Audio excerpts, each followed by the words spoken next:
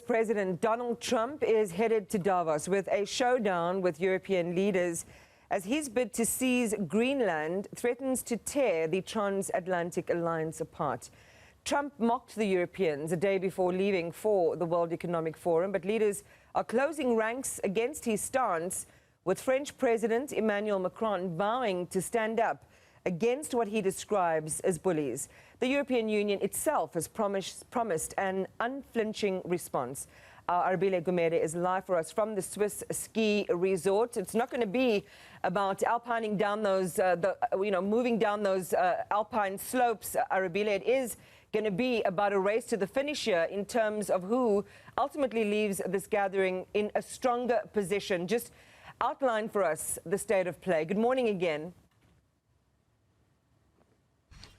Yeah, good morning, Iman. Look, it's a very interesting analogy you've just used there, because the world has had to actually slalom around Donald Trump and all his maneuvers around, right, as they've tried to find a way towards that finish line, as you've said. What does the finish line even look like? Is it still multilateralism? Is it still the world cooperating and finding a way to actually have a decent and proper conversation around diplomacy, around fixing real pertinent issues? I mean, just the United States on its own has been crying out for lower prices of food, and yet that still is a pertinent issue that Donald Trump hasn't necessarily dealt with, and yet on the global stage he's gone on to deal with so many other matters at play. And very interestingly, as you said yesterday, both Emmanuel Macron, Ursula von der Leyen from the EU Commission saying that they will be standing up to what feels like the end of communication, the ability to no longer speak to people, that no longer will they be bullied. And I think that's going to be very important as Donald Trump heads to the podium later this evening. We'll try and get you that, of course, very live right here on Newzroom Afrika. Another thing to really look at is, again, South Africa's own diplomacy with the United States. Of course, not so long ago, should I say, we had that naval exercise which included Iran, and that has brought the ire of the United States again, and South Africa's clash with the United States has been another issue. So I caught up with the International Relations and Cooperation Minister, Ronald Lamola, and asked him directly about how South Africa will deal with Iran. Was that a bit of an own goal? And these were his sentiments.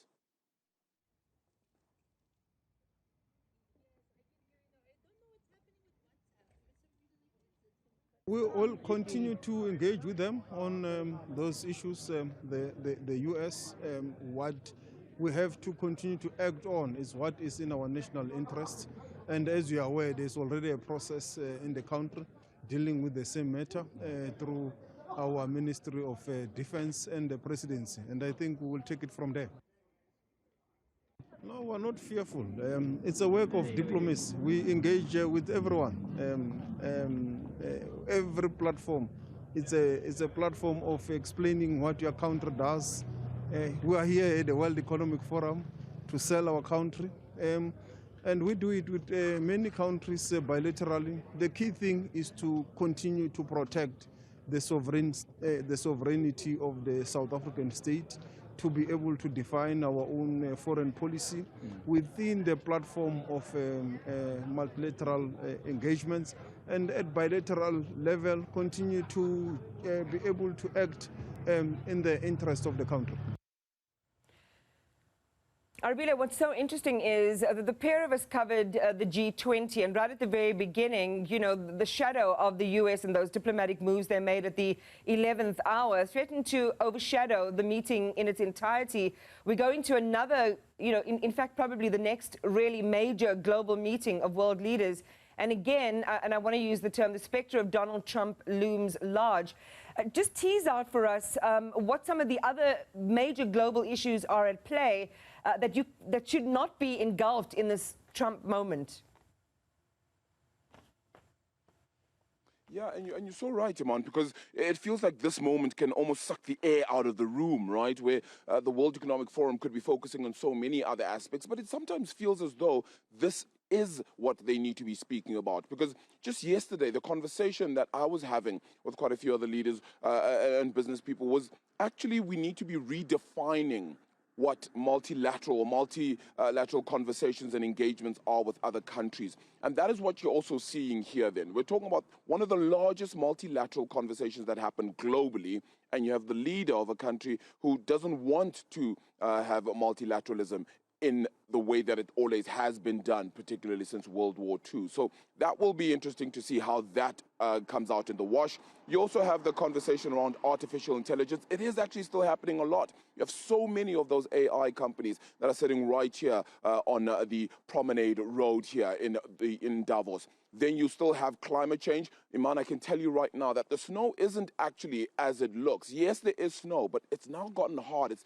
almost just gotten into a rock-hard state. And that's because of the global warming effect, really, because a lot of it is actually melted during the day and then tries to build up again during the night.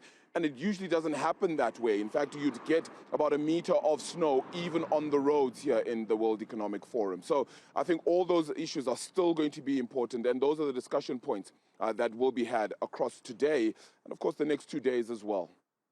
Arabile Gumede, thank you very much. I know you've got a really busy day ahead of you and a long broadcasting day as well. So thank you for that early start and that early perspective on the expectations on day 3 of the World Economic Forum currently underway in Davos, Switzerland.